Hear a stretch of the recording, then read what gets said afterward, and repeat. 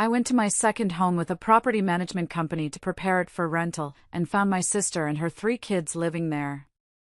She laughed and said, "Mom and Dad gave me permission.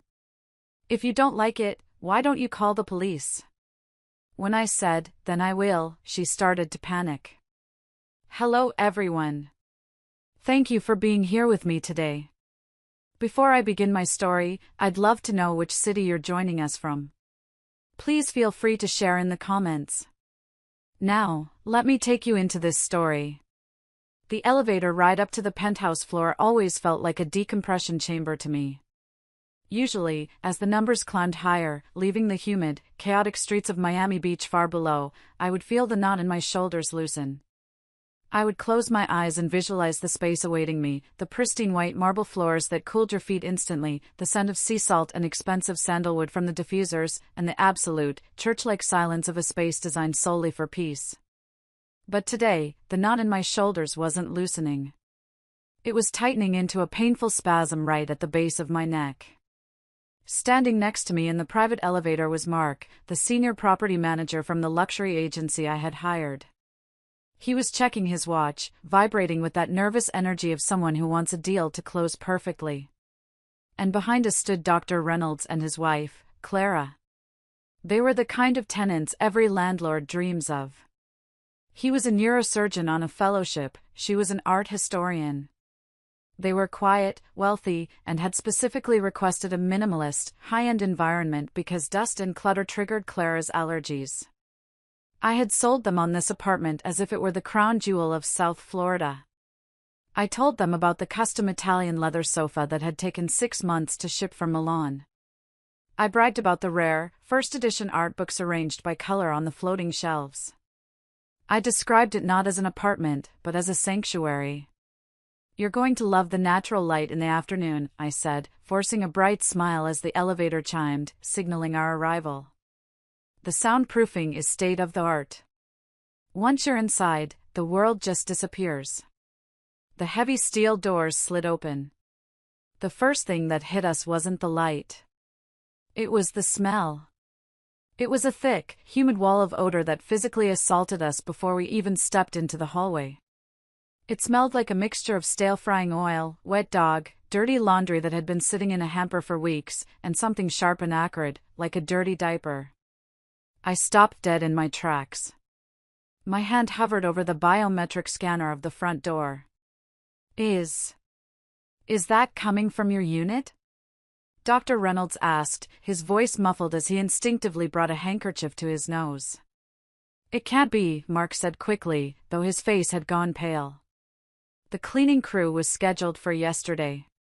Maybe they used a strong chemical cleaner?" But I knew that smell. It wasn't chemicals. It was the smell of neglect. It was the smell of chaos. My heart began to hammer against my ribs, a frantic rhythm that echoed in my ears.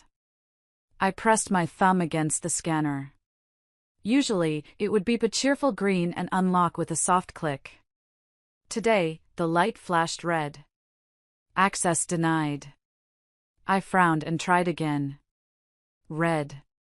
Access denied. "That's odd," I muttered, trying to keep the panic out of my voice. "The smart lock seems to be jammed." "Maybe we should reschedule," Mrs. Reynolds said, stepping back into the elevator. "I'm very sensitive to smells, and this is." "Please, just 1 second," I pleaded, desperate not to lose the contract. I dug into my purse for the physical emergency keycard, the one I kept for power outages. I swiped it. The lock disengaged with a heavy thud. I pushed the door open. The scream died in my throat. My sanctuary was gone. It had been obliterated. The living room, which I had designed to look like a spread in Architectural Digest, looked like a frat house after a weekend bender. The white Italian sofa, my pride and joy, was unrecognizable. It was buried under a mountain of unfolded laundry, greasy pizza boxes, and a duvet cover that I recognized from my parents' house. There were dark, suspicious stains on the armrests that looked like chocolate or mud. The floor, usually a gleaming expanse of polished stone, was a minefield of plastic toys. Legos, dolls with missing heads, and sticky juice boxes were scattered everywhere. But the centerpiece of this disaster was the human element. Sprawled out in the middle of the room, lying on my $5,000 area rug, was my older sister, Brenda. She was wearing stained sweatpants and a t-shirt that was 2 sizes too small, her hair a bird's nest of tangles. She was holding a family-sized bag of cheesy chips, lazily tossing them into her mouth while watching a blaring cartoon on my massive flat-screen TV. Surrounding her were her 3 children. Mia, the teenager, was lying on my Barcelona chair with her shoes on, shoes that were visibly dirty, scrolling through her phone. The 2 younger boys were engaged in a wrestling match right next to a glass pedestal that held a fragile ceramic sculpture I had brought back from Kyoto. I stood there, frozen, my brain unable to process the visual data. It was like walking into your own home and finding aliens had colonized it. "Mom," one of the boys yelled. "Someone's at the door." Brenda didn't even sit up. She just craned her neck around the back of the sofa, chewing loudly. When her eyes landed on me, there was no shock. No guilt. No scramble to cover up the mess. There was just annoyance. "Audrey," she said, her voice muffled by the food. "God, you scared me. You could have called, you know. We're in the middle of a movie." I felt the blood drain from my face, leaving me cold and dizzy. Behind me, I heard a sharp intake of breath from Mrs. Reynolds. "This is the minimalist sanctuary?" Dr. Reynolds asked, his voice dripping with ice. "It looks like a daycare center run by hoarders." I don't understand," Mark stammered, looking from the tablet in his hands to the disaster in front of him. "The unit is listed as vacant. Who are these people?" Brenda finally sat up, wiping her orange, cheesy fingers on her pants. "We're family," she announced loudly, glaring at Mark. "Who are you?" I couldn't speak. I looked at the coffee table. My beautiful glass coffee table was covered in rings of condensation from soda cans without coasters. There was a half-eaten sandwich sitting directly on the glass. "Audrey, we're leaving," Dr. Reynolds said firmly. He pressed the elevator button repeatedly. "This is unprofessional and frankly, disgusting." "Wait, please." I finally found my voice, turning to them. "This is a mistake. An intruder. I can have this cleaned up by tomorrow. Please, don't go." "Cleaned up?" Mrs. Reynolds pointed a manicured finger at the wall. "There is crayon on the wall. And the smell, absolutely not." The elevator doors opened, and they practically ran inside. Mark looked at me, his eyes wide with panic. "I have to go after them, Audrey. I have to try to fix this. Call me when this is resolved." He jumped into the elevator just as the doors closed, leaving me alone in the hallway. I turned back to the room. The air was thick with tension and the smell of cheap snacks. Brenda was staring at me, looking bored. I stepped over the threshold, my heels crunching on something that turned out to be a dry cereal loop. "What are you doing here?" I whispered, my voice trembling with a rage so profound it felt dangerous. Brenda popped another chip into her mouth. "Living," she said simply. "Obviously." The sheer nonchalance of her answer hit me harder than a slap. "Living?" I repeated, stepping further into the room. I felt like an intruder in my own home, tiptoeing around the debris of my life. "You aren't living here, Brenda. You're destroying the place. Do you have any idea who those people were? Do you have any idea how much money you just cost me?" Brenda rolled her eyes, a gesture so familiar from our teenage years that it made my stomach churn. "Oh, relax, Audrey. Always about the money with you. Money, money, money. It's sad, really." She grabbed the remote and turned the volume down, but didn't turn the TV off. The flickering light of the cartoon characters played across her face, highlighting the smugness there. "Those were snobs," she continued, gesturing toward the elevator. Did you see the way that woman looked at us? Like we were cockroaches. You're better off without tenants like that. They would have complained about everything.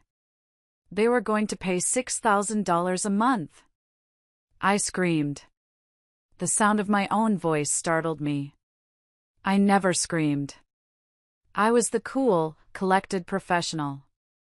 But seeing Mia's dirty sneakers digging into the leather of my Barcelona chair, a chair that cost more than Brenda's first car, broke something inside me. Get your feet off the furniture, Mia. Now! Mia looked up, startled, and slowly lowered her feet, shooting a sullen look at her mother. Don't yell at my kids, Brenda snapped, standing up. She was taller than me, heavier, and she used her size to intimidate. She walked around the sofa, kicking a pile of laundry out of her way. We just got settled. They're sensitive. Settled? I laughed, a hysterical, sharp sound. You're not settled. You're trespassing. How did you even get in here? The codes were changed. The doorman knows not to let anyone up. Brenda walked over to the kitchen island, which was covered in open jars of peanut butter and sticky jelly spills. She grabbed a bottle of water, my imported mineral water, and cracked it open. Mom helped us, she said, taking a long swig. She's worried about you, Audrey. She thinks you're making a mistake moving to California alone.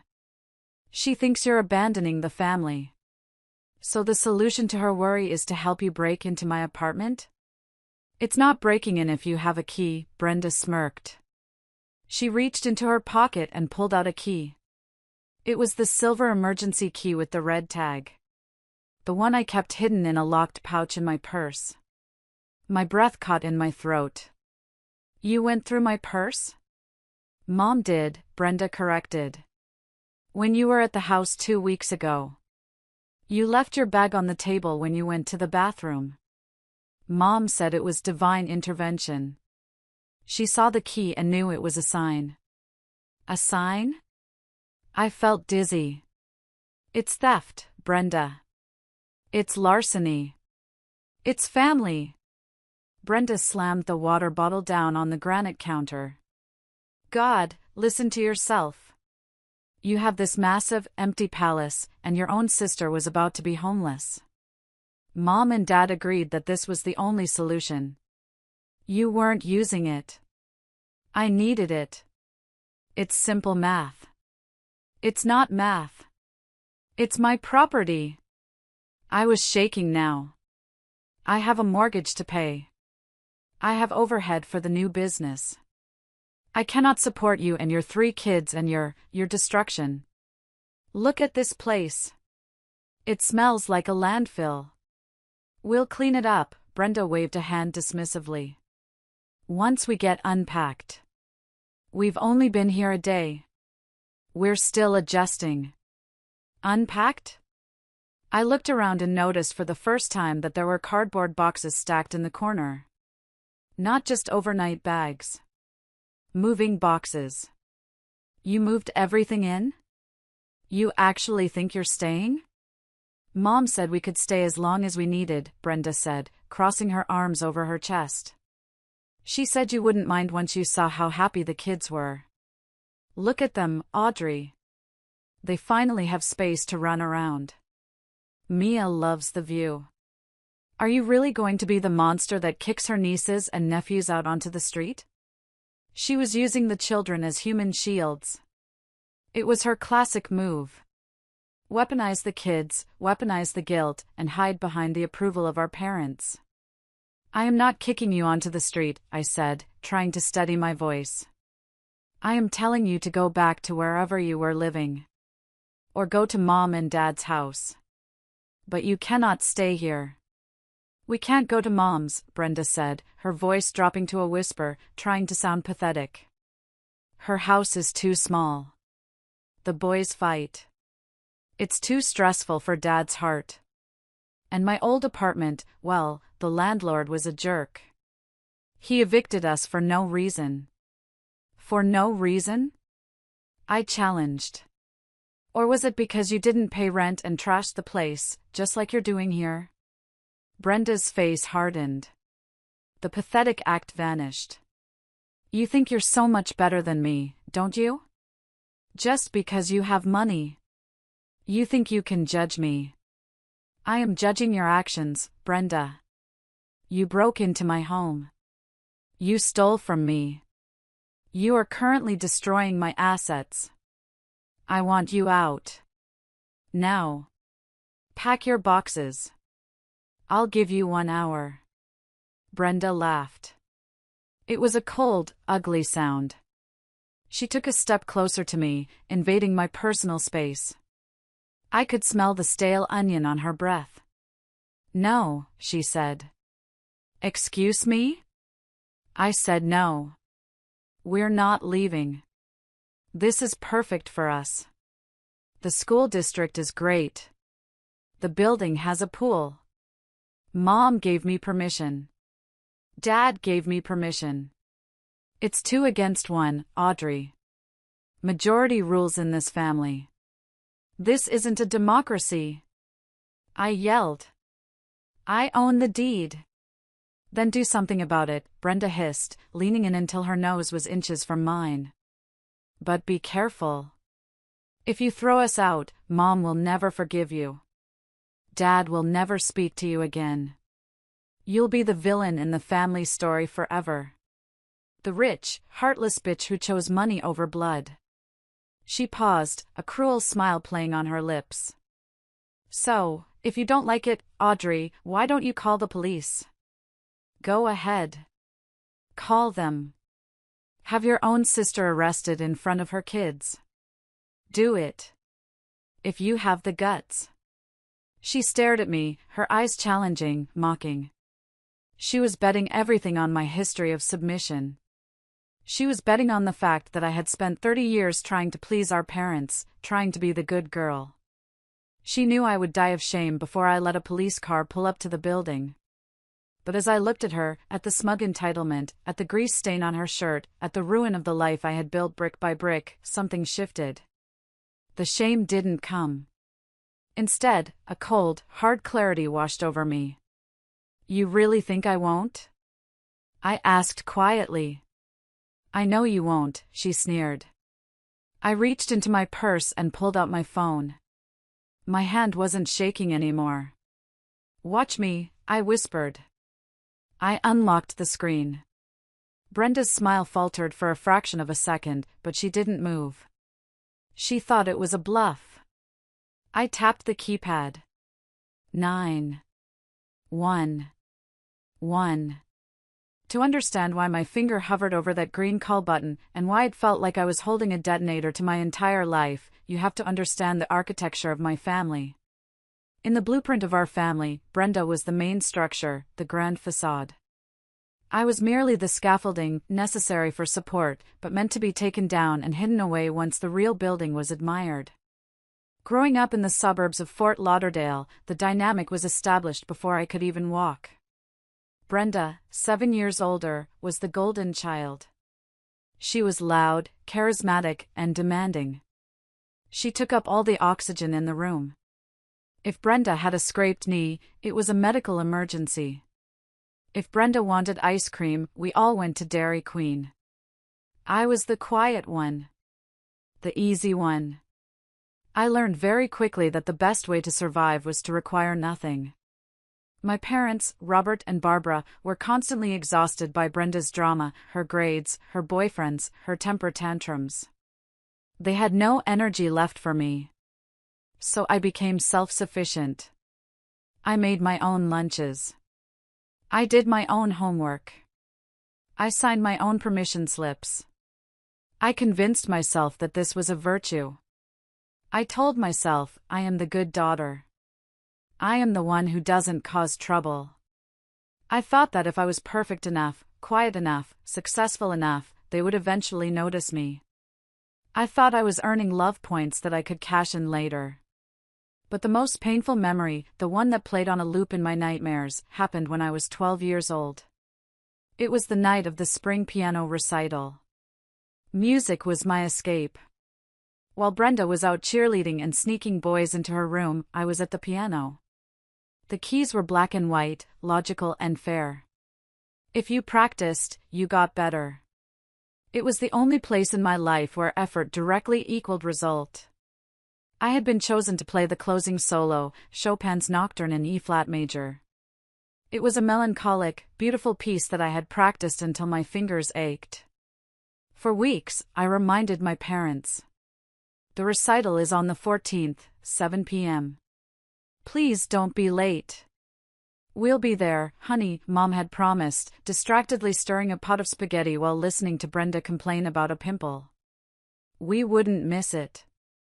On the night of the recital, I put on my navy blue velvet dress. I felt like a princess. I saved 3 seats in the front row with little handwritten signs, reserved for Audrey's family. When the curtain rose, the auditorium was packed. Parents were waving at their kids, holding camcorders, adjusting tripods. I scanned the front row. My 3 seats were empty. My heart started to race. Maybe traffic, I thought. Maybe parking. I sat through 20 other students playing Mary Had a Little Lamb and botched versions of Beethoven. Every time the door opened at the back of the hall, I perked up. But it was never them. Finally, the instructor called my name. And now, our closing performance, Audrey. I walked to the Steinway. The stage lights were blinding, hot against my skin. I sat down on the bench and looked at the front row one last time. Still empty. The 3 reserved signs looked like little tombstones. I played. I poured every ounce of my loneliness, my disappointment, and my longing into that nocturne. I didn't miss a note. The music swelled and faded, a perfect cry for help that no one heard. When I finished, there was polite applause. I stood up, bowed to the darkness, and walked off stage. I went straight to the bathroom, locked myself in a stall, and dry-heaved until my throat burned. When I finally came out to the lobby, most of the families had left. But there was one person waiting for me. Aunt Sylvia. She was my father's younger sister, the eccentric one who lived in a condo downtown and traveled to Europe alone. My parents tolerated her, but they always spoke about her with a hint of pity because she never married. She was standing there holding a single yellow rose wrapped in plastic. That was transcendent, Audrey, she said, her voice fierce. She didn't ask where my parents were. She knew. She looked at my tear-stained face and pulled me into a hug that smelled of expensive perfume and cigarettes. They aren't coming, I whispered into her coat. No, she said softly. They aren't. But that is their loss, not yours. She pulled back and looked me in the eye. Listen to me, Audrey. You are going to be bigger than this town. You are going to build a life so full and so beautiful that you won't need them to fill the seats. You hear me? I nodded, though I didn't fully believe her. When I got home that night, the house was dark. They came in an hour later, laughing. Brenda was holding a giant teddy bear. Oh, Audrey! Mom said, seeing me waiting on the couch. I am so sorry. But Brenda had a crisis. Her boyfriend broke up with her right before we left. She was hysterical. We couldn't leave her alone. We had to take her to the movies to cheer her up. We knew you'd understand, Dad added, patting my shoulder. You're the strong one.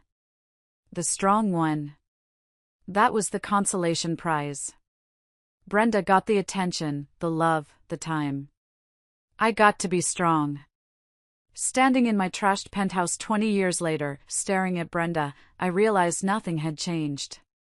They were still prioritizing her crises over my achievements. They had destroyed my sanctuary just like they had destroyed my recital. But Aunt Sylvia was right. I had built a life. And I was done letting them tear it down. I left home the morning after my 18th birthday. I didn't run away, I just packed my life into a used Honda Civic and drove south to Miami. I enrolled in design school and got a job waitressing at a high-end steakhouse. The next decade was a blur of exhaustion and ambition. I worked 16-hour days. I ate ramen noodles and slept on a mattress on the floor of a studio apartment that I shared with 2 other girls. I didn't date. I didn't party. I studied textures, lighting, and architectural flow. I learned how to talk to contractors and how to negotiate with suppliers. Slowly, Audrey Interiors grew. My first big break was renovating the lobby of a boutique hotel in South Beach. The owner loved my minimalist, Zen-inspired aesthetic. Word of mouth spread. By 28, I was designing penthouses for tech CEOs and vacation homes for celebrities. Every check I deposited was a brick in the wall I was building between myself and my past. Buying the penthouse overlooking South Beach was supposed to be the final brick. It wasn't just a home, it was a trophy. I designed every inch of it myself. I imported the marble from Italy. I commissioned the lighting fixtures from a local artist. It was quiet, white, and pristine, the exact opposite of the chaotic, noisy house I grew up in. Meanwhile, Brenda's life was spiraling in the opposite direction. She had peaked in high school. At 20, she married Rick, a guy from a wealthy family who loved partying as much as she did. For a few years, Brenda lived the high life, country clubs, new cars, expensive vacations. During those years, she looked down on me with pity. Audrey is just obsessed with work, she would tell our cousins at Thanksgiving, sipping wine I had paid for. It's sad. She's going to end up alone. A spinster with a nice sofa. But Brenda's fairy tale didn't last. Rick got tired of her spending and her explosive temper. The divorce was brutal. Rick had the better lawyers. Brenda walked away with limited alimony and custody of 3 kids she wasn't prepared to raise alone. Instead of getting a job, Brenda bounced from one boyfriend to another, and then back to mom and dad. She burned through her settlement money on clothes and vacations, trying to maintain the image of wealth. As my success grew, Brenda's pity turned into a venomous jealousy. She couldn't stand that the invisible sister was now the one driving a Mercedes. "It must be nice," became her catchphrase. Must be nice to take vacations whenever you want. Must be nice to not have kids holding you back. Must be nice to just throw money at problems. She never saw the work. She only saw the result. And to her, and to my parents, my wealth wasn't mine. It was a family resource pot that I was selfishly hoarding. Whenever I visited, the conversation would inevitably turn to money. "Your sister is struggling, Audrey," Dad would say, looking at my designer handbag. "Maybe you could help with Mia's tuition? It's pocket change to you." "I'm not an ATM, Dad," I would say. "You've changed," Mom would sigh. "You've become cold." Money changes people. They made me feel guilty for succeeding. They made me feel like my hard work was an act of aggression against Brenda's failure. But I kept pushing. I set my sights on the West Coast. Beverly Hills was the major leagues of interior design. I found a perfect location for a showroom on Rodeo Drive. But the overhead was astronomical. I needed liquidity. That's when I hatched the plan. I would move to LA, rent out the Miami penthouse for top dollar, the market was exploding, and use the rental income to float the new business until it became profitable. It was a brilliant, pragmatic financial move. I hired Mark. We found the Reynolds. It was all falling into place. I was finally going to put 3,000 miles between me and the crab bucket of my family. But I made one fatal error. I wanted validation. Just once, I wanted to see pride in my parents' eyes. So, 2 weeks before the move, I drove to Fort Lauderdale. I brought a folder with the architectural renderings of the new LA studio. I brought expensive pastries. I wanted to share my joy. I didn't know I was walking into a trap. I didn't know that my success was about to be used as the weapon to destroy me. The memory of that visit 2 weeks ago was now playing in my mind with terrifying clarity. I could see the clues I had missed. I had arrived at my parents' house on a Sunday afternoon. The house was stiflingly warm. Dad refused to turn the AC down below 78 degrees to save money. The television was blaring a golf tournament. Audrey! Mom wiped her hands on a dish towel. She looked tired, her eyes darting nervously toward the hallway. We weren't expecting you. I have big news, I said, placing the box of pastries on the clutter-filled dining table. I wanted to tell you in person. I sat them down. I opened my folder. I showed them the renderings of the Beverly Hills showroom. I'm moving to California, I announced, beaming. I'm expanding the firm. There was a long silence. Dad frowned. California? That's far. It's a huge opportunity, Dad. And what happens to the apartment here? Mom asked immediately. Her voice was sharp. I'm renting it out, I explained. I already have a tenant lined up. A doctor. He's paying 6 months up front. That money is going to fund the expansion. I didn't notice Brenda standing in the hallway entrance, leaning against the frame, listening. So the apartment will be available? Brenda asked, stepping into the room.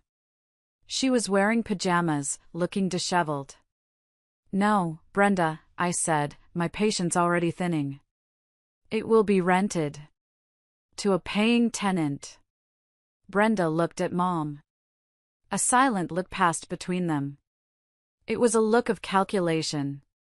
Well, Mom said, her voice taking on a wheedling tone. That's interesting timing. Because Brenda is having a bit of a crisis. My landlord is kicking me out, Brenda said flatly. He's selling the building. She has to be out by the 1st, Dad added. And she has nowhere to go. The rents are too high. That's unfortunate, I said, keeping my guard up. But there are plenty of places in West Palm. Audrey, Mom reached out and touched my hand. Her skin was cold. You have that massive place. And you're leaving. Why can't Brenda and the kids just stay there? Just for a few months? Until she gets back on her feet? I pulled my hand away. Mom, no. Absolutely not. Why not? Brenda snapped. You're not even going to be there. You'd rather rent to a stranger than help your own sister? Yes, I said firmly. Because this is a business asset. I need the income to fund my new company. And frankly, Brenda, you have destroyed every place you've ever lived in. My apartment is full of white leather and glass. It is not child-proof. You care more about your furniture than your family, Brenda spat. I care about my livelihood. I stood up. The answer is no. I have a tenant. The lease is being drawn up. Do not ask me again. I thought I had been clear. I thought I had set a boundary. I needed to use the restroom before I left. I left my purse on the kitchen table. That was the moment. While I was in the bathroom, washing my hands and trying to calm my racing heart, Mom must have rifled through my bag. She knew I kept a spare emergency key, a physical key card, in a small leather pouch attached to my key ring. She must have detached it, slipped it into her pocket, and then smiled at me when I came out. We understand, Audrey, Mom had said as I walked to the door. You have to do what's best for you. Drive safe. It was a lie. A calculated, manipulative lie. She stole from me while I was flushing the toilet. Back in the present, standing in the ruined living room, I looked at Brenda. She stole the key, I said aloud. Mom stole the key from my purse. She saved us, Brenda corrected, looking defiant. Because you wouldn't. And the building security? I asked. How did you get past the doorman? Brenda laughed. Mom called them. She pretended to be you. She has all your info, Audrey. She told them her sister was coming to stay and to authorize the key. She said you lost your phone. Identity theft. Impersonation. Burglary. My parents hadn't just enabled Brenda, they had become her accomplices in a crime against me. They had decided that my property was theirs to redistribute. You realize that's a felony, right? I asked, my voice deadly calm. It's family business, Brenda scoffed. The police won't care about a family dispute. Mom said so. She said even if you found out, you wouldn't do anything. You're too afraid of what people would think. She walked up to me, smelling of stale chips and sweat.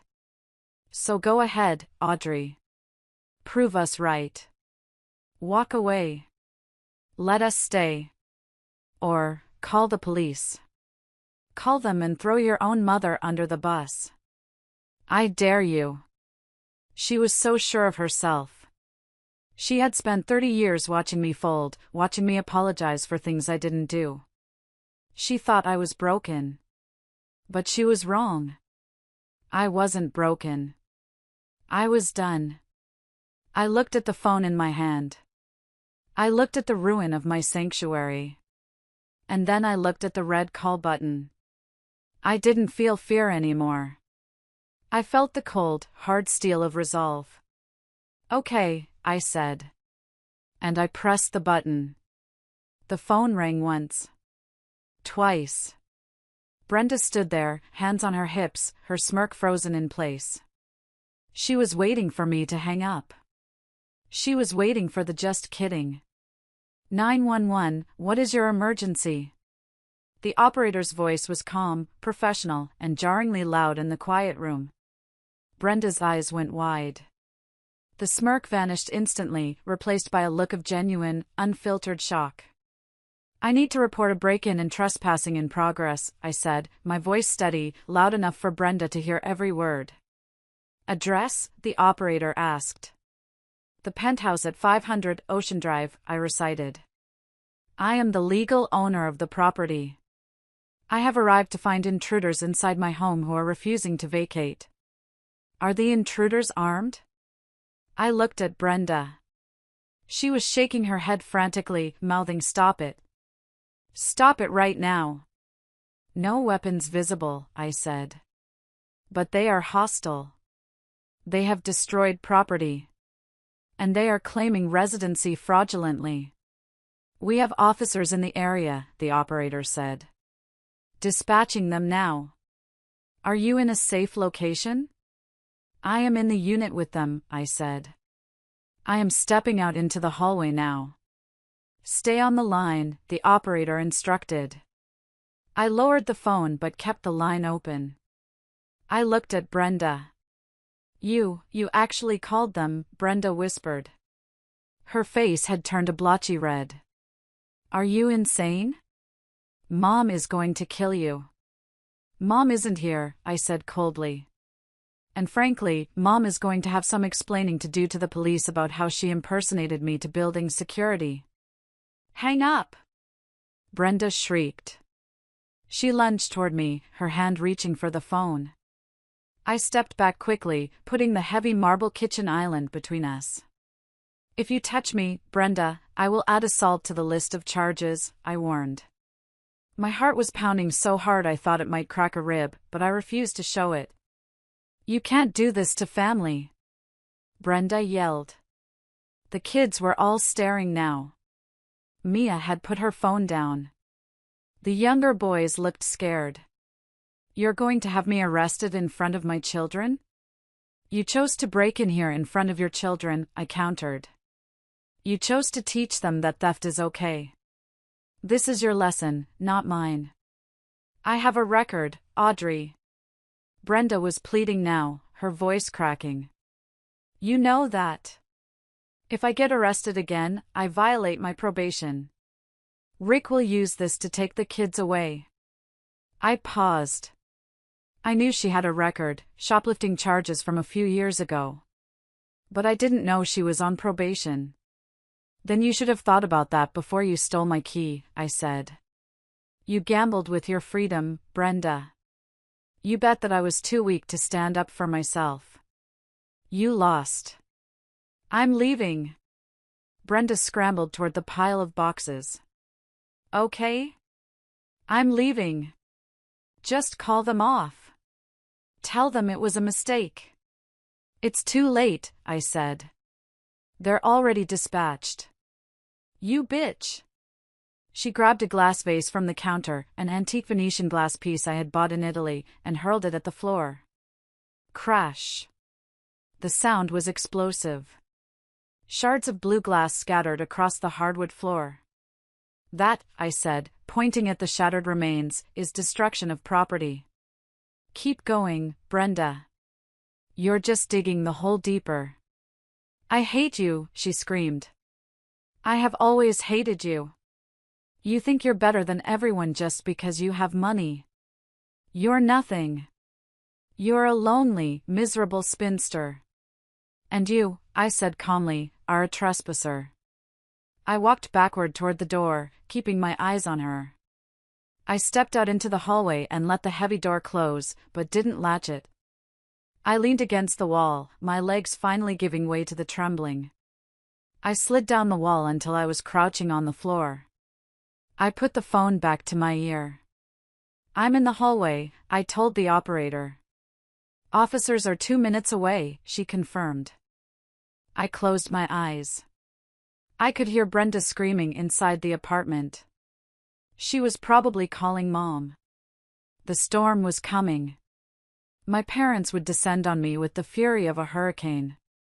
I was about to become the pariah of the family. I would be disowned.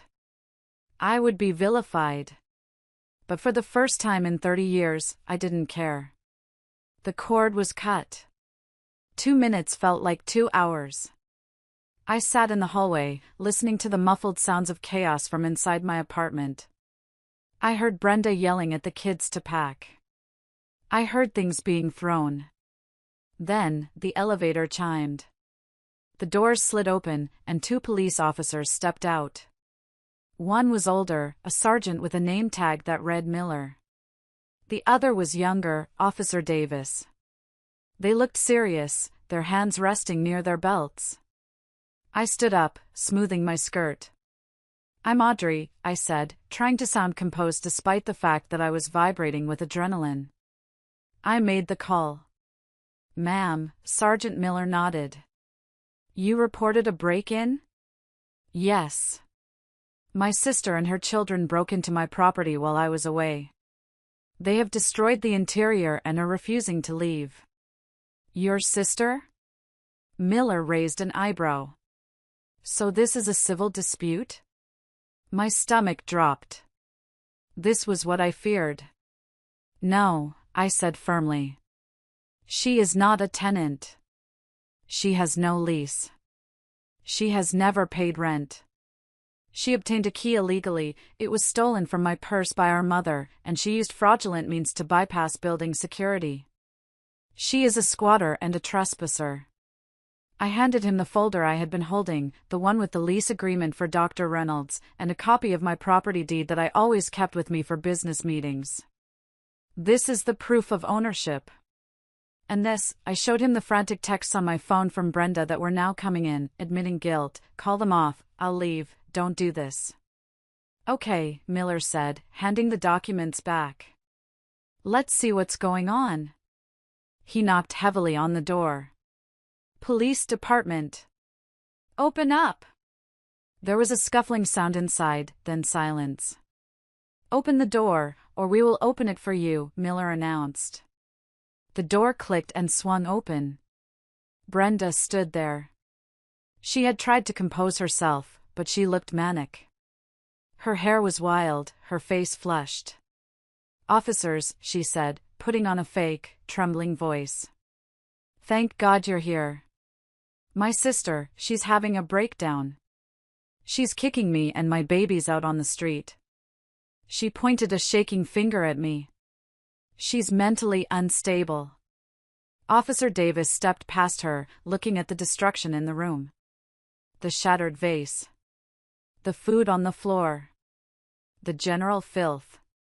"Ma'am," Miller addressed Brenda. "Do you live here?" "Yes," Brenda cried.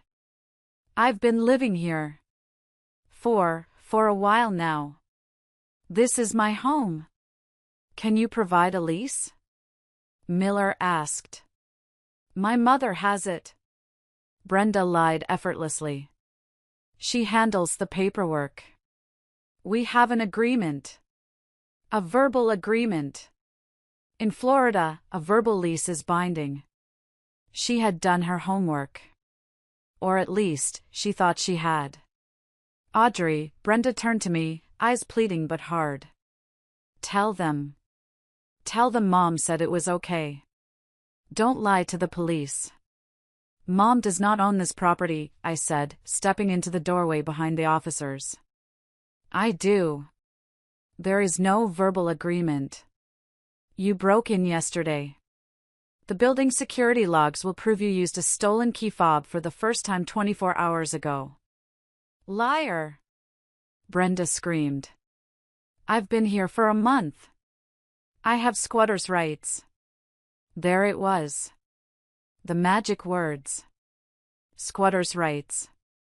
Sergeant Miller sighed. He looked tired. "Ma'am, if you've been here for 30 days, you might have established residency. Do you have mail delivered here? Utility bills in your name?" Brenda hesitated. Well, no, not yet. But my stuff is here." "Check the security cameras," I interjected. I pulled up the building management app on my phone. Here. This is the log from the front door. Key fob number 2, the spare, was activated yesterday at 4:15 p.m. Before that, it hadn't been used in 6 months. I showed the screen to Sergeant Miller. The evidence was black and white. "That's not 30 days, ma'am," Miller said to Brenda. "That's yesterday." Brenda's face crumpled. Her bluff had been called. "Look," Miller said, his voice hardening. "This is clearly not a residency situation. You are trespassing. The owner wants you out. You have 2 choices. You can gather your essential items and leave voluntarily right now. Or we can arrest you for criminal trespass and remove you." Brenda looked at the officers, then at me. The realization that her squatter rights Hail Mary had failed washed over her. "I can't go anywhere," she sobbed. "I have nowhere to go." "That is not the owner's problem," Miller said. "Start packing." Brenda turned to me, her eyes filled with pure hatred. "You're enjoying this, aren't you? Watching me suffer?" "I'm not enjoying it," I said quietly. "I'm ending it." "You'll pay for this," she hissed. "Mom is on her way. She's going to fix this." "Mom can't fix a felony," I said. Brenda moved to grab her purse, but then she stopped. She looked at the glass vase shards on the floor. She looked at Officer Davis, who was standing near the expensive sculpture. A dark, chaotic look entered her eyes. If she couldn't have the apartment, she was going to make sure I couldn't have it either. She lunged toward the pedestal holding the ceramic sculpture. "No!" I screamed, lunging forward instinctively, but Officer Davis was faster. As Brenda reached for the sculpture, a $12,000 piece by a renowned Japanese artist, Davis grabbed her arm. "Don't do it, ma'am," he warned. "Get off me!" Brenda shrieked. She spun around, wild-eyed, and swung her other hand. Her nails raked across Officer Davis's face, leaving 3 angry red scratches on his cheek. The room went dead silent for a microsecond.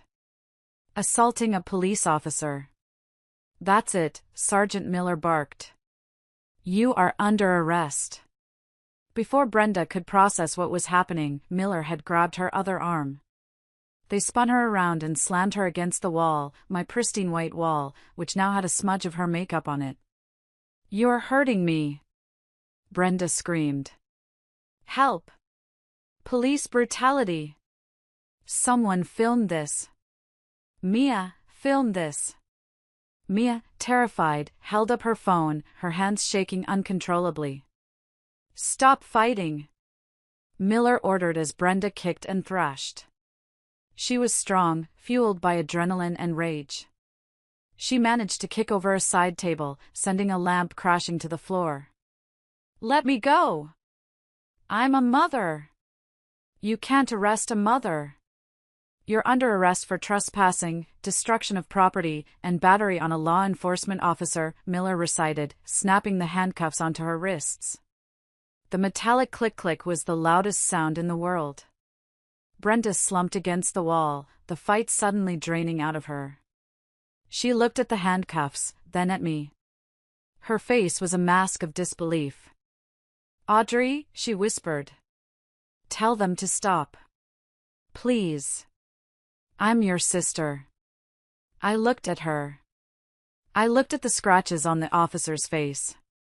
I looked at my destroyed home. "You should have left when I asked," I said softly. Officer Davis was wiping a drop of blood from his cheek. "Get her out of here," he muttered to Miller. They hauled Brenda up and began marching her toward the door. She was sobbing now, ugly, heaving sobs. "My kids! What about my kids?" she wailed. I looked at the children. The two boys were huddled behind the sofa, crying silently. Mia was standing there, phone lowered, looking at me with a mixture of fear and confusion. "We'll call Child Protective Services," Miller said. "No!" I stepped forward. Despite everything, I couldn't let my nephews and niece go into the system. No CPS. Their grandparents are on the way. I will stay with them until they arrive. Miller looked at me, assessing. "Are you sure, ma'am?" After she just. "Yes," I said. "They are innocent in this." Brenda looked back at me as they dragged her into the hallway. "Mom is going to kill you," she screamed one last time before the elevator doors closed. The silence that followed was heavy. I was alone in the wreckage with 3 terrified children. "Is Mom going to jail?" one of the boys asked, his voice trembling. I knelt down, ignoring the sharp glass on the floor. She has to go answer some questions. Grandma and Grandpa are coming to get you." I sat on the ruined sofa and waited. 20 minutes later, my phone rang. It was Mom. I answered on speakerphone. "Audrey." Her voice was shrill, hysterical. "Brenda just called me from the police car." "What have you done? Have you lost your mind?" "She broke into my house, Mom," I said calmly. "And she assaulted a police officer." "Because you provoked her." Mom screamed. "You called the police on family. How could you? We are 5 minutes away. You better fix this. You better drop the charges right now." "It's out of my hands," I said. "The state presses charges for assault on an officer, not me. And as for the trespassing, I am pressing those charges." "And Mom?" "What?" she hissed. "I told the police about the key," I said. "I told them how she got it. I told them about the impersonation." There was a silence on the other end. A fearful silence. "You wouldn't," she whispered. "You stole from me," I said. "You set me up. You sent your daughter here to rob me, and now she's in handcuffs. This is on you." I hung up the phone. My heart was pounding, but it wasn't the erratic rhythm of panic anymore. It was the steady, strong beat of someone who had finally taken control. I looked around the room. It was destroyed. I would lose the tenant. I would lose thousands of dollars. But I had gained something much more valuable. I had gained my self-respect. The look on Brenda's face when those handcuffs clicked, it wasn't triumph I felt, but relief. Relief that the gaslighting was over. Relief that reality had finally crashed into their delusion. I know this is intense. I know it's hard to imagine doing this to your own sister. But sometimes, you have to amputate the limb to save the body. If you are still listening, if you are still with me in this messy, painful moment of liberation, please hit that like button and comment the number 1 below. It tells me that you understand. It tells me that you believe we have the right to protect our sanctuaries, even from the people we share DNA with. Your support means the world to me. Please, comment 1 now. Because what happened next, when my parents arrived at the door, well, let's just say the war was far from over. The 30 minutes I spent waiting for my parents were the longest of my life. I was sitting on the edge of the ruined white sofa, careful to avoid the mysterious dark stains on the cushion. Across the room, my niece and nephews were huddled together near the window. I had given them some bottled water and a pack of unopened crackers I found in the back of the pantry, one of the few things Brenda hadn't devoured yet. The silence was heavy, suffocating. It was filled with the unspoken terror of what had just happened. Mia, the 14-year-old, wasn't looking at her phone anymore. She was looking at me. Her eyes were red-rimmed, swollen, and filled with a mixture of fear and something that looked painfully like resentment. She didn't understand. How could she? To her, I was the villain who had just sent her mother away in a police car. She didn't know about the stolen key, the fraud, or the lifetime of manipulation. She just saw the handcuffs. I wanted to explain. I wanted to tell her, Mia, I did this to save myself. I did this because your mother refused to stop hurting me. But I stayed silent. She was a child. She shouldn't have to carry the weight of adult sins. Then, the buzz of the intercom shattered the silence. Penthouse, I answered, my voice steady despite the tremor in my hands. Mr. and Mrs. Miller are here, the doorman said. His voice was icy. After the police presence earlier, the building staff was clearly unhappy with me, or perhaps confused. They say they are the grandparents. Send them up, I said. I hung up and stood. Your grandparents are here, I told the kids. They scrambled up, grabbing their backpacks, desperate to escape the tension of the room. When the elevator doors opened, I expected to see concern. I expected to see 2 grandparents rushing to comfort their traumatized grandchildren. I expected tears, hugs, maybe a frantic questions about where Brenda was being held. I was wrong. My mother, Barbara, stormed out of the elevator like a heat-seeking missile. She didn't even look at the children. Her eyes locked onto me instantly. Her face was twisted into a mask of pure, unadulterated rage. My father, Robert, trailed behind her, his face flushed a deep, dangerous purple. You monster! Mom screamed. The sound echoed off the marble floors. She marched right up to me, ignoring Mia who had taken a step toward her. You actually did it? You had your sister arrested? She assaulted a police officer, Mom, I said, standing my ground. I refused to cower. I was 31 years old, the owner of this property, and I was done being their punching bag. Because you provoked her. Mom yelled, invading my personal space. She smelled of nervous sweat and her heavy floral perfume. You backed her into a corner. She called me. She was hysterical. She said you were taunting her. I asked her to leave, I said calmly. She refused. She claimed she had a right to be here because you gave her a key. A key you stole from my purse. Mom didn't even flinch. She didn't deny it. She didn't look ashamed. Instead, she doubled down.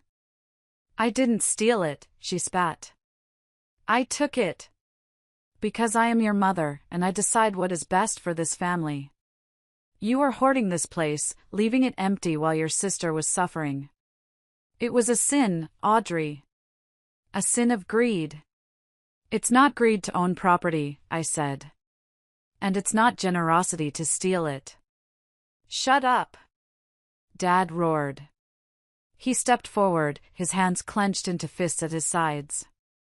Don't you dare talk to your mother like that. You ungrateful little brat. After everything we've done for you? What have you done for me, Dad? I asked, looking him dead in the eye. Besides ignore me for 30 years until you needed money? We raised you, he shouted. We put a roof over your head. And this is how you repay us? By throwing our daughter in jail? Do you know what this is going to do to her? To her reputation? To the kids? Brenda did this to herself, I said. She broke the law. She broke into my home. She attacked a cop. Those were her choices. She was desperate. Mom cried, tears finally starting to flow, not for me, but for her golden child. She has nowhere to go. She needed help, and you have so much. Why couldn't you just share? Why are you so cold? I am not cold, I said, my voice shaking with the effort to keep from screaming. I am exhausted. I am exhausted of being the resource you harvest. I am exhausted of you loving Brenda's failures more than you love my successes. Don't you dare compare yourself to her, Mom hissed. Brenda has a good heart. She just has bad luck. You have a stone where your heart should be. You care more about your white sofa and your fancy rugs than you do about your own blood. She looked around the room, finally noticing the chaos. The shattered glass. The food stains. Look at this, she gestured at the mess. It's just things. It's just furniture.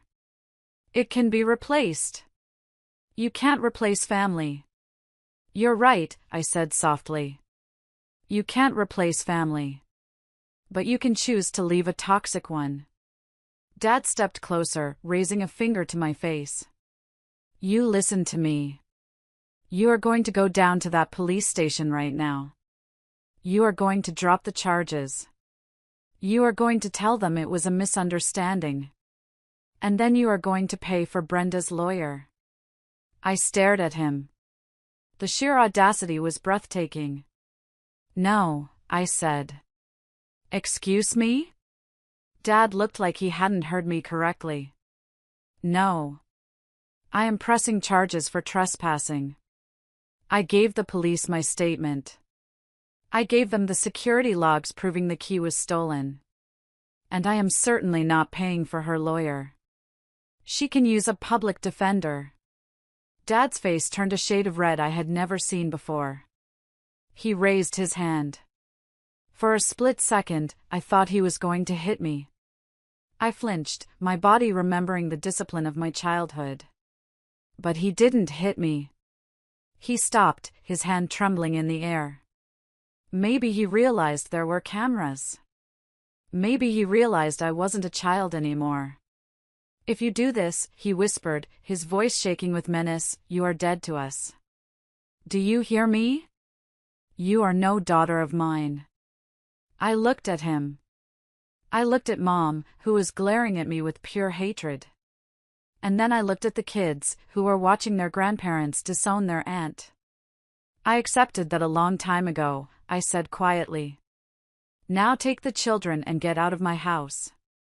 The departure was chaotic and ugly. Mom bustled the kids into the elevator, cooing at them, telling them that Aunt Audrey is sick in the head and that everything would be okay. Mia looked back at me one last time before the doors closed. Her expression had shifted from fear to confusion. I hoped, someday, she would understand. Dad lingered for a moment longer. He stood in the doorway, looking at the ruin of the apartment, and then at me. You'll regret this, he said. When you're old and alone in your big, empty house, you'll remember this day. You'll realize that money can't hug you back. Neither did you, Dad, I replied. He flinched, just a little. Then he turned and walked into the elevator. When the doors slid shut, the silence that rushed back into the room was absolute. It pressed against my eardrums. I was alone. Truly, finally alone. I walked over to the door and engaged the deadbolt. Then I slid the chain lock into place. It was a symbolic gesture. They had the key, after all, but it made me feel safer. I slid down the wall until I was sitting on the floor again. I pulled my knees to my chest. I expected to cry. I expected to feel a crushing wave of grief. I had just orphaned myself. I had cut the cord. But the tears didn't come. Instead, a strange, hollow buzzing filled my head. I felt light. Unmoored. I looked around the room. The sun was starting to set, casting long, orange shadows across the debris. The shattered blue glass from the vase sparkled in the dying light like dangerous jewels. The smell of stale chips and dirty laundry was still thick in the air. I stood up. I couldn't sit in the wreckage. I had to do something. I had to reclaim my space. I walked to the kitchen and grabbed a trash bag. I started with the obvious things. The pizza boxes. The soda cans. The candy wrappers. I moved robotically, throwing Brenda's filth into the black plastic sack. As I cleaned, my mind started to replay the confrontation. My father's threat. You are dead to us. It should have hurt. But the truth was, I had been grieving them for years. I had been grieving the parents I wanted, not the ones I had. I had been mourning the fantasy of a loving family every time I watched a movie or saw a commercial where a mother hugged her daughter. What I had just done wasn't a murder of the relationship, it was a funeral. The relationship had been dead for decades. I had just finally buried the body. I moved to the living room area where Brenda had set up her nest. There was a pile of papers on the side table, underneath a half-eaten bag of cookies. I picked them up, intending to throw them away, but something caught my eye. It was a letter. The envelope was red, marked Final Notice. It was addressed to Brenda Miller. Curiosity got the better of me. I opened it. It wasn't a utility bill. It wasn't a credit card statement. It was a collection notice from a company called Quick Cash Advance. Dear Ms. Miller, this is your final warning regarding the outstanding balance of $12,450. Failure to remit payment within 48 hours will result in legal action and wage garnishment. I frowned. $12,000? For what? I dug deeper into the pile. There were more letters. Different companies, same threatening tone. Payday loans are U.S. Sunshine State Cash. Crypto credit. The dates on the letters were recent. The totals were staggering. When I added them up in my head, the sum was over $50,000. Brenda wasn't just broke. She was drowning. Then I found the notebook. It was a cheap spiral-bound notebook buried under a pile of magazines. I opened it. It was filled with Brenda's handwriting. October 12th, lost $500 on Lucky 7. Need to win it back. October 14th, Rick is late with child support. Borrowed $200 from mom. October 15th, put $1,000 on the Dolphins game. Damn it. It was a gambling diary. I flipped through the pages. It was a catalog of addiction. Online slots. Sports betting. Poker apps. She was bleeding money she didn't have, chasing a high she couldn't catch. I sat down on the edge of the coffee table, the notebook heavy in my hand. This was why she needed the apartment. It wasn't just about rent. She needed to disappear. She needed a place where the debt collectors couldn't find her. She needed to live rent-free so every penny she scrounged could go back into the gambling apps. And my parents knew. They had to know. Mom had mentioned Brenda's bad luck. Dad had mentioned she needed to get back on her feet. They knew she was in deep trouble. And instead of getting her help, instead of sending her to therapy or Gamblers Anonymous, they had tried to feed her me. They had looked at my success, my stability, and decided I was the perfect life raft to throw into Brenda's storm. They didn't care if I drowned, as long as their precious golden child stayed afloat a little longer. The realization made me nauseous. I wasn't just a daughter to them. I was an asset.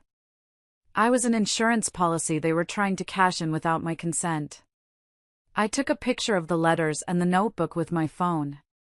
Evidence. Always keep the paperwork. That was my motto. I threw the rest of the papers into the trash. I didn't want Brenda's demons in my house. I worked for 3 hours straight.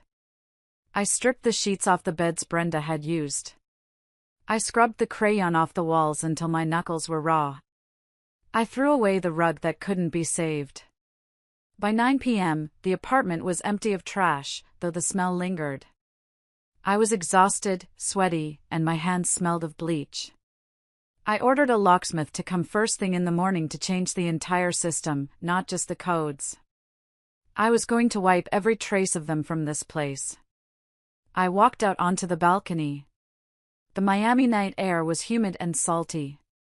I looked down at the city lights reflecting on the black ocean. I picked up my phone. I needed to call the one person who might understand. I dialed Aunt Sylvia. The phone rang 3 times before Aunt Sylvia picked up. Audrey? Her voice was groggy. I glanced at my watch and realized it was late, even for her. Or maybe she was in Europe. I couldn't remember. Aunt Sylvia, I said, my voice cracking for the first time that day. I did it. I called the police on Brenda. There was a pause on the other end. Then, a sigh that sounded like a heavyweight being set down. Oh, honey. I heard. Your mother has been blowing up the family group chat for the last 2 hours. She's telling everyone you've had a psychotic break. I haven't, I said, gripping the balcony railing. I'm the sanest I've ever been. She broke in, Sylvia. Mom stole my key and let Brenda move in. They trashed the place. I know, Sylvia said softly. I saw the pictures Brenda posted on Facebook yesterday. New views, new life, she captioned it. I knew immediately it was your place. I was about to call you when I heard about the arrest. You knew? I felt a flash of irritation. Why didn't you warn me? I didn't want to be the one to tell you, she admitted. And frankly, I didn't think you'd believe me. You've always had a blind spot for them, Audrey. You've always wanted them to be better people than they are. Well, the blind spot is gone, I said. I found Brenda's gambling diary. She's 50 grand in the hole. That's why they did it. They wanted to hide her here. Gambling, Sylvia made a noise of disgust. She's just like your grandfather. It skips a generation, they say. But Robert, your father, he's worse. What do you mean? Audrey, Sylvia's tone changed. It became serious, urgent.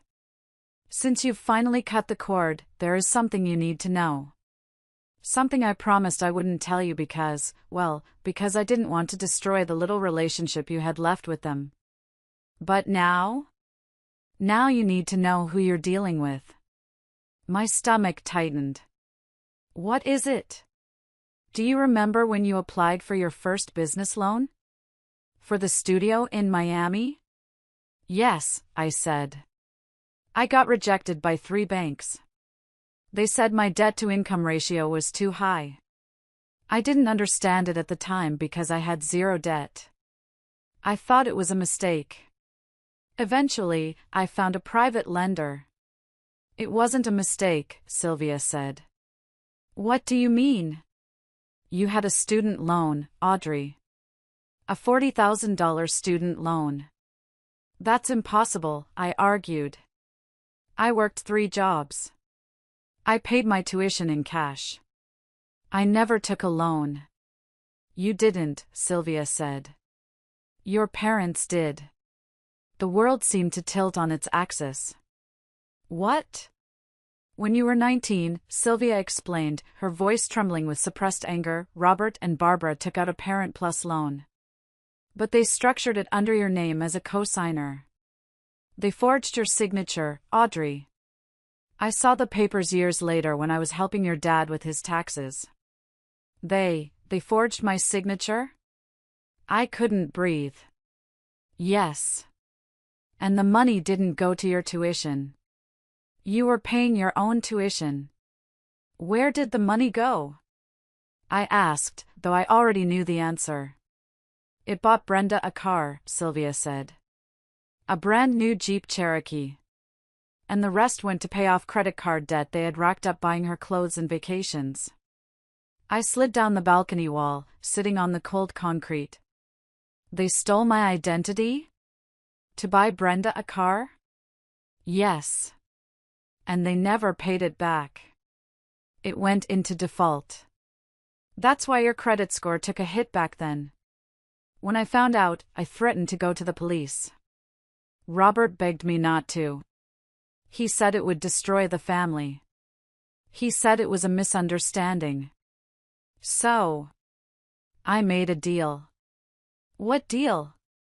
I paid it off, Sylvia said quietly. I used my savings. I paid off the entire $40,000 to clear your name. I told them if they ever did it again, I would turn them in. And I made them promise never to tell you, because I didn't want you to carry that burden.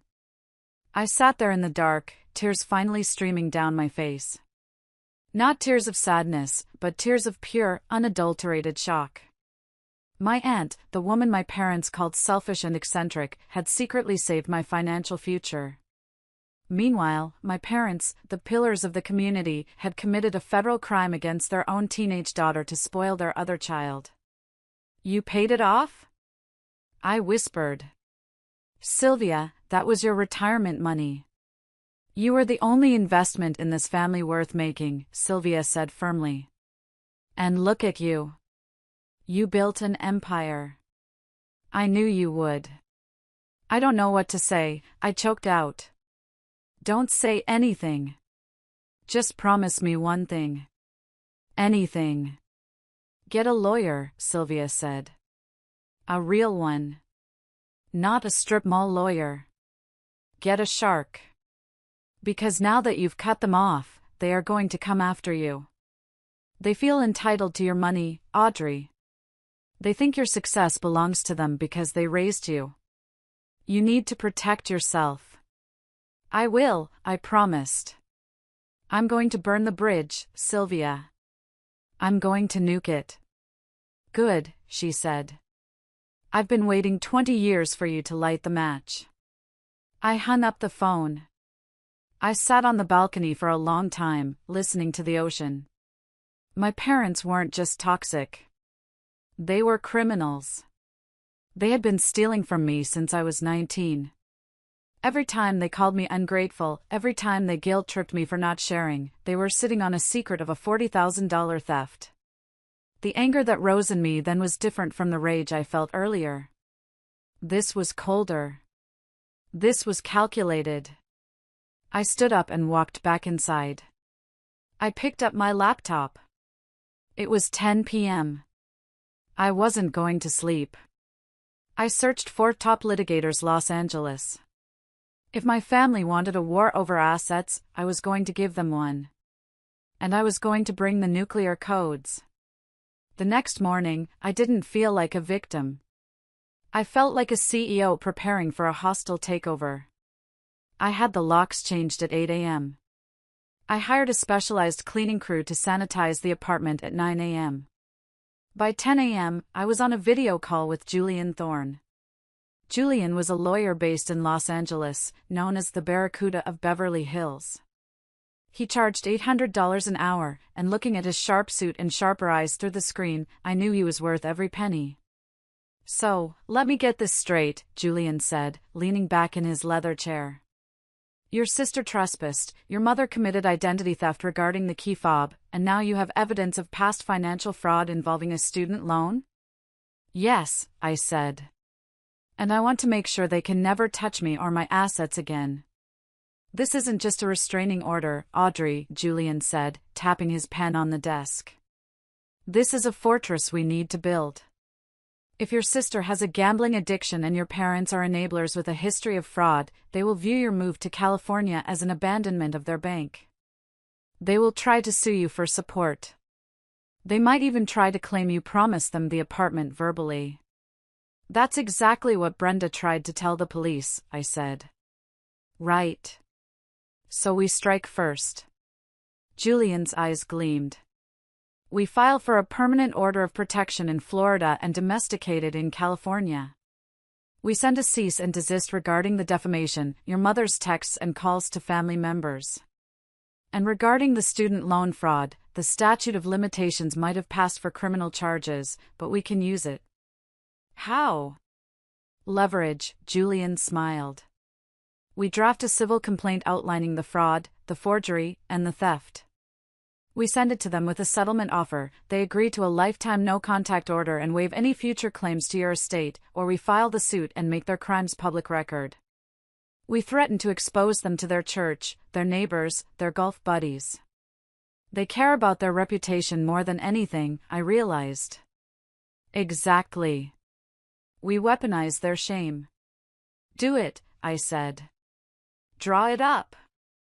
The next few days were a blur of logistics. I flew back to Los Angeles to finalize the new studio, leaving Mark to handle the Miami cleanup. I blocked my parents and Brenda on everything.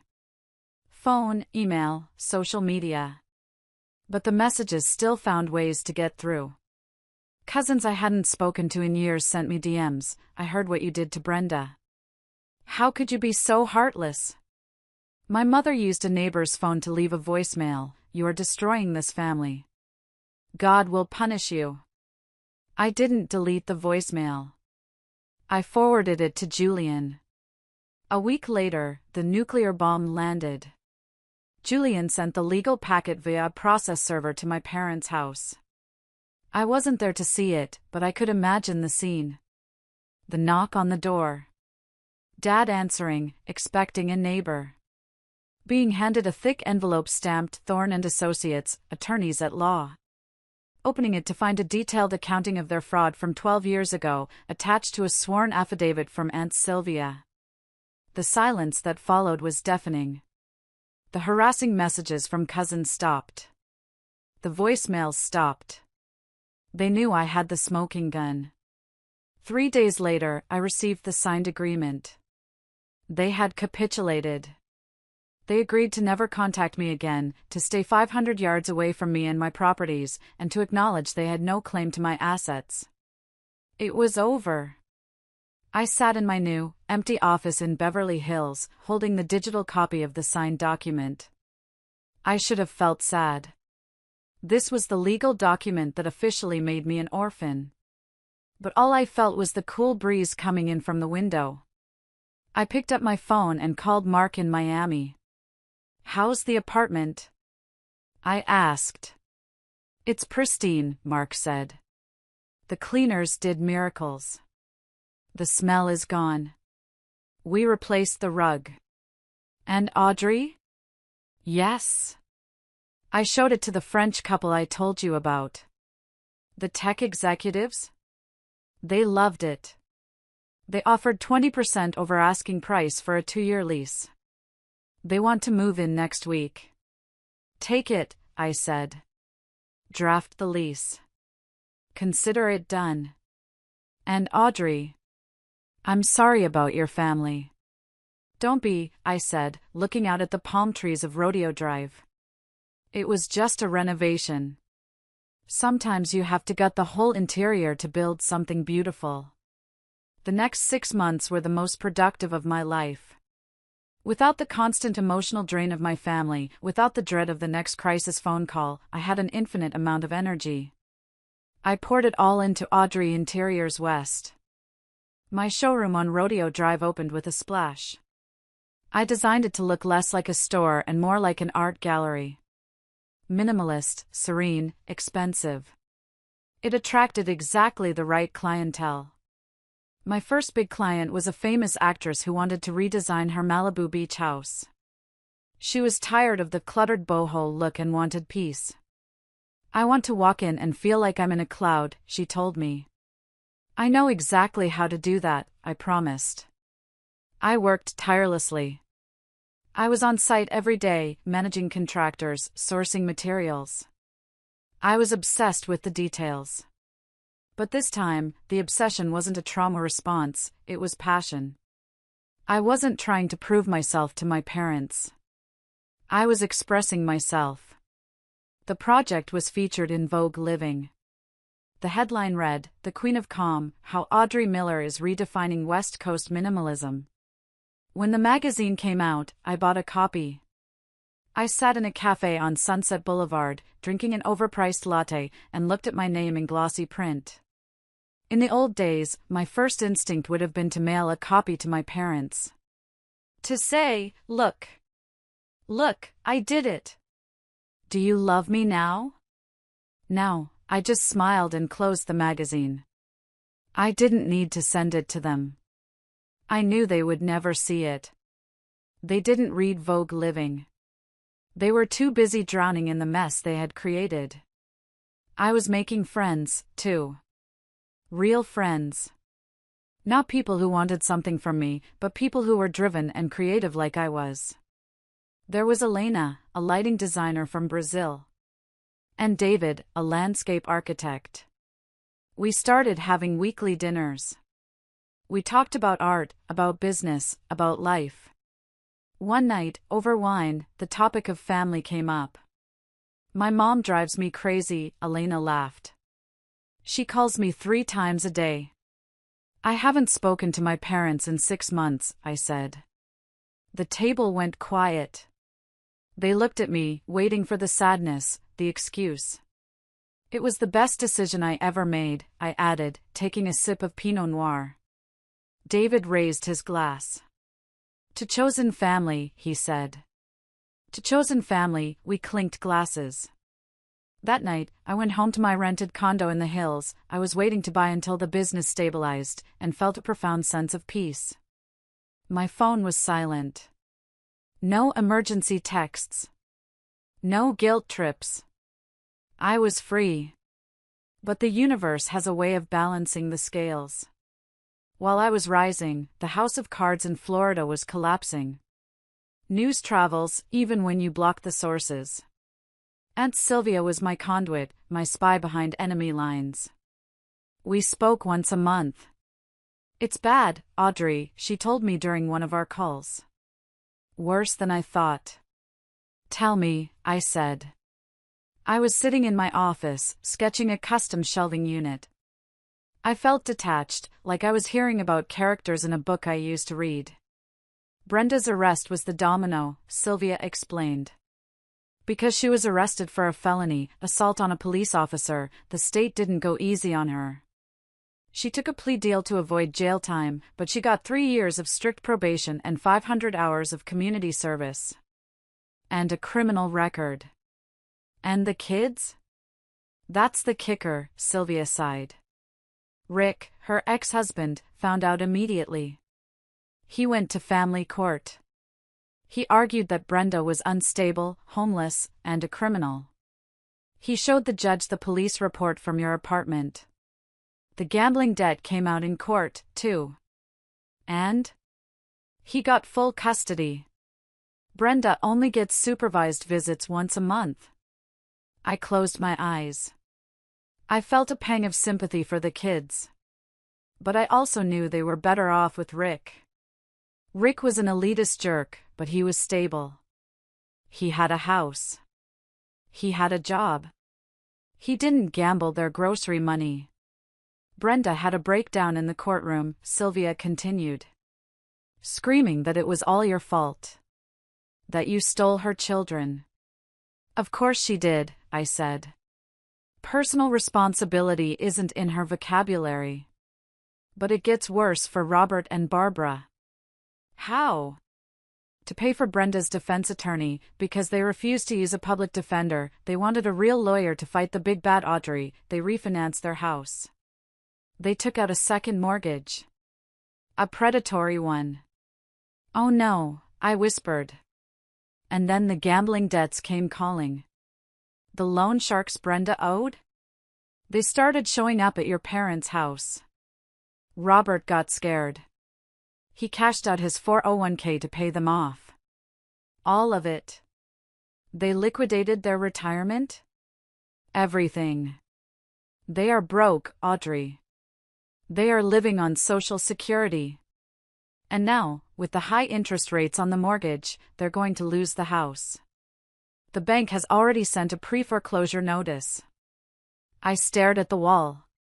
The house I grew up in. The house where I was ignored. The house where Brenda was worshipped. It was going to be taken by the bank. They are panicked, Sylvia said. They are blaming everyone. The economy, the lawyers, you, me. But they are drowning. Robert had a minor heart attack last week from the stress. Is he okay? I asked, a reflex. He's fine. He was discharged. But he's frail. And Brenda? She's living with them. Sleeping in her old high school bedroom. A 38-year-old woman with a criminal record, no kids, and no job, screaming at her bankrupt parents all day. It's a house of horrors. I tried to imagine it. The three of them, trapped in that ranch house, feeding on each other's misery. It was a tragedy. But it was a tragedy they had written, directed, and starred in. Do they ask about me? I asked. Every day, Sylvia said. But not because they miss you. They ask if I've talked to you. They ask if you know. They are waiting for you to swoop in and save them. They still think you're the safety net. I'm not, I said firmly. I know. I told them you're gone. That you're never coming back. Barbara cried. She said, but she's rich. She's famous now. I saw her in a magazine. How can she let her parents starve? I'm not letting them starve, I said. They have food. They just don't have the lifestyle they think they deserve. You did the right thing, Audrey, Sylvia said. Don't let them drag you back in. I won't. I hung up the phone. I looked at the sketch on my desk. It was a design for a library. Clean lines. Strong foundations. I realized then that my parents were like a house with termites. They looked solid from the outside, but inside, they had been rotting for years. I had escaped just before the roof caved in. I went back to work. I had a deadline. And unlike Brenda, I paid my bills. 2 months later, the inevitable happened. I was in a meeting with a supplier when my assistant, Jessica, knocked on the door. She looked confused. Audrey? There's a package for you. It was hand-delivered. No return address. I frowned. Bring it in. She placed a battered cardboard box on my sleek glass desk. It looked out of place in the pristine office. It smelled faintly of old paper and desperation. I opened it. Inside was a photo album. The photo album. The one from my childhood. I flipped through it. There were pictures of me as a baby. Pictures of me at graduation. Pictures of the family at Disney World, all of us smiling fake smiles. Tucked into the last page was a handwritten letter. The handwriting was shaky. It was my mother's. Audrey. We are losing the house. The auction is next Tuesday. We have nowhere to go. Brenda is sick. Your father is sick.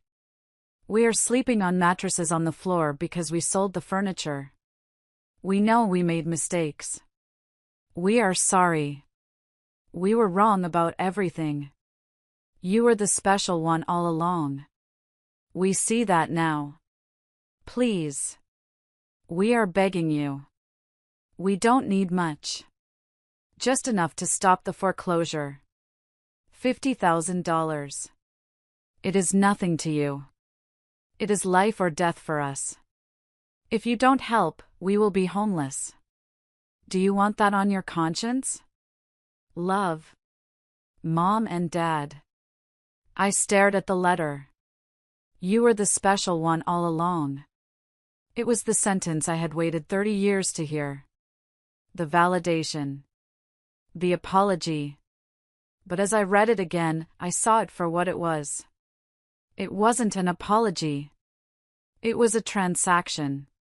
They were trading a compliment for cash. They were selling me the title of special daughter for the price of $50,000. If I sent the money, nothing would change. They would pay the bank, and then next month, Brenda would gamble it away again. Or they would need money for taxes. Or medical bills. It would never end. I would become the new host for the parasite. And the part about my conscience? That was the final manipulation. I closed the album. I looked at the faces in the photos. They looked like strangers. I picked up my pen and grabbed a piece of my company stationery. I wrote one sentence. I suggest you ask Brenda for help. She was the one you invested in. I didn't sign it. I put the note in an envelope. I put the photo album back in the box. Jessica, I called out. My assistant poked her head in. Yes. Return to sender, I said, pushing the box off my desk. And if anything else comes from Florida, throw it directly in the shredder. Don't even show me. Understood. As the box left the room, I felt a weight lift off my chest. I had just passed the final test. I had refused the bait. I turned back to my computer. I had a business to run. A year later, I was standing on the terrace of my new home. I had finally bought a place, a mid-century modern gem in the Hollywood Hills. It had glass walls, a pool that overlooked the city, and absolute, perfect silence. Sylvia was sitting on the lounge chair, sipping an iced tea. She had flown out to visit me for her 70th birthday. I had flown her first class. This view, Sylvia said, shaking her head. It's incredible, Audrey. You really did it. We did it, I corrected, sitting down next to her. I wouldn't be here if you hadn't saved me from that loan. PSHH, she waved her hand. You would have figured it out. You're a survivor. I have news, I said. About them. Sylvia stiffened. Oh. I heard through a mutual acquaintance. They lost the house. I know, Sylvia nodded. They were evicted last month. Where are they? They moved into a trailer park in Ocala, Sylvia said. It's grim. Brenda is working as a waitress at a diner. Robert is greeting at Walmart. Barbara cleans houses. I absorbed the information. The mighty had fallen. The parents who looked down on everyone, who thought they were entitled to the world, were now working minimum wage jobs in their 60s to survive. Do you feel sorry for them? Sylvia asked, watching me closely. I looked out at the city. I thought about the little girl waiting for her parents at the piano recital. I thought about the woman standing in a trash-filled penthouse. I feel sad for the little girl I said honestly. But for them? No. They made every single choice that led them to that trailer park. They chose Brenda over me. They chose fraud over honesty. They chose gambling over security. This is just the consequence of those choices. That's a healthy way to look at it, Sylvia smiled. I don't hate them anymore, I said. I just I don't feel anything. They are just people I used to know. The doorbell rang. That must be the gang, I said, standing up. The gang? Elena, David, and a few others. We're throwing you a birthday party, remember? Sylvia beamed. A party for me? You're the matriarch of this family now, Sylvia, I said, kissing her cheek. I walked to the door to let my friends in. My real family. The people who celebrated my wins and supported me through the losses. The people who didn't steal my keys or my identity. As I opened the door, laughter spilled into the house. The smell of good food and expensive wine filled the air. I was home. Looking back, that day in Miami was the worst day of my life. It was humiliating, terrifying, and heartbreaking. But it was also the best day of my life. It was the day I stopped waiting for permission to be happy. We are taught that family is everything. That blood is thicker than water. That you have to forgive your family no matter what. But that is a lie. Family is not a suicide pact.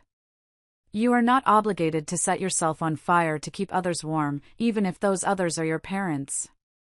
I learned that you can build your own sanctuary. You can build it with hard work, with boundaries, and with the people who truly love you. My sister Brenda is still angry. My parents are still bitter. They tell their story to anyone who will listen, the story of the ungrateful, rich daughter who abandoned them. They play the victims perfectly. But I know the truth. And the truth has set me free. I still have the yellow rose Aunt Sylvia gave me at the recital. It's dried and pressed in a frame in my office. It reminds me that even when the front row is empty, you still have to play your music. You play it for yourself. And eventually, the right audience will find you. My name is Audrey. I am an interior designer. I am a survivor. And this is my sanctuary. No trespassers allowed. Thank you for listening to my story. I know it was a long journey, but I wanted to share every detail because I know there are so many of you out there dealing with your own Brendas and your own toxic parents. If this story resonated with you, if you felt that anger and that relief, please give this video a like. It helps more than you know. And I want to hear from you. Have you ever had to cut off a family member to save yourself? Tell me your story in the comments. I read every single one. Don't forget to subscribe for more stories about justice, resilience, and taking back control of your life. You are strong. You are worthy. And you are not alone. Until next time, protect your peace.